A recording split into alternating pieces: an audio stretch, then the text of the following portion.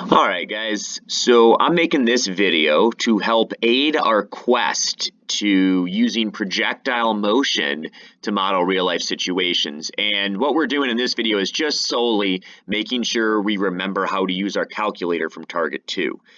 You're going to need to find vertexes. Well, I guess there's really only one vertex in a parabola, but you're going to have to do multiple problems where you find a vertex multiple times. So vertexes and zeros of our parabolas. Now, you can use the quadratic formula.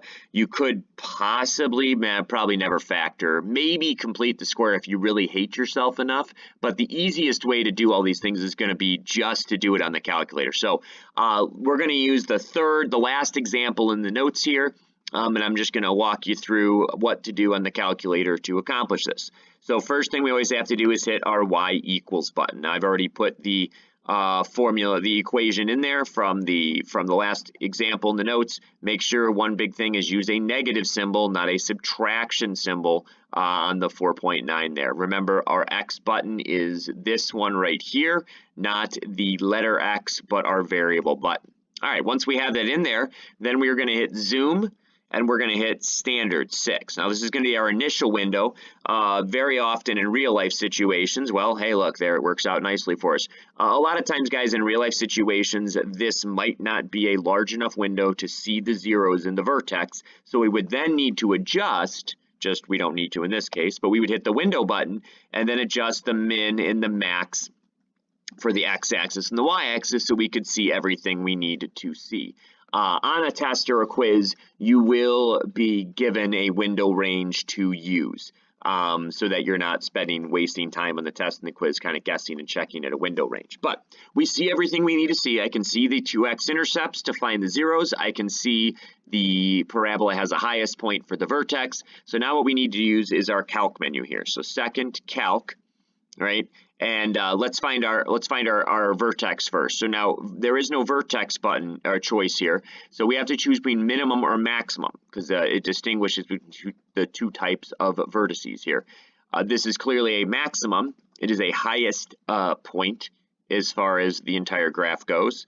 So I'm going to go down to 4 here, hit enter. And again, now what we have to do is create a boundary, a left bound and a right bound for the calculator to look for this vertex. So I just need to make sure I use the arrow buttons going left or going right to make sure that cursor is to the left of the vertex and hit enter. And then I need to move the arrow key to the right and hit enter. So you can see clearly my vertex is between two boundaries, hit guess, and we can see that my vertex is going to be 0.897, which would probably round to 0.90. 5.95. So this would be the ordered pair. The x-axis is our time, the y-axis is our height. So at 0.9 seconds, we would be 5.95 meters above the ground. All right, now the good news is with zeros, we literally are doing the same exact thing, just hitting a different choice in our calc menu here. So we're going to choose 0. So now I need to, well, first I got to know which zero I'm looking for. I can't find both at the same time. So let's look for the one that's furthest left over here. So what I need to do is move my cursor to the left of that x-intercept, hit enter, move the cursor to the right of where it crosses and hit enter, and then again, guess. So this is an x-intercept, and this is telling at negative 0.2 seconds, the height will be 0, negative 0.2 comma 0. Now that really doesn't make sense because time can't be negative. And if we look at the problem, we know that the projectile is not being launched from the ground, but a little bit off the ground. So even though we can find this 0, this would be a useless information here. This would be something that really doesn't have any context in real life, even though it's found in our graph. So let's repeat the process to find the other 0 here. So I'm going to go to the right of the x-intercept, left of the x-intercept, then to the right of the x-intercept. And notice the arrows are pointing at each other. That's an important thing. In between here, hit enter a third time, and now we can see we have 2, 0. So after 2 seconds, there would be a height of 0.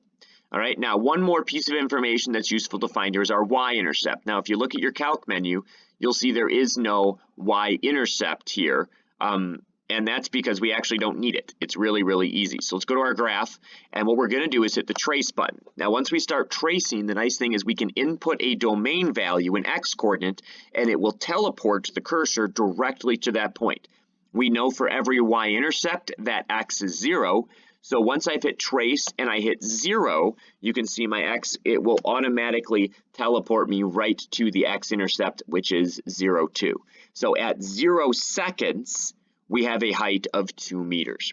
All right, so hopefully this video helped refresh your memory on what buttons to push and how to frame and use the boundaries to find your vertices, the vertex of a parabola, the zeros of the parabola, and also now with the trace button, the y-intercept.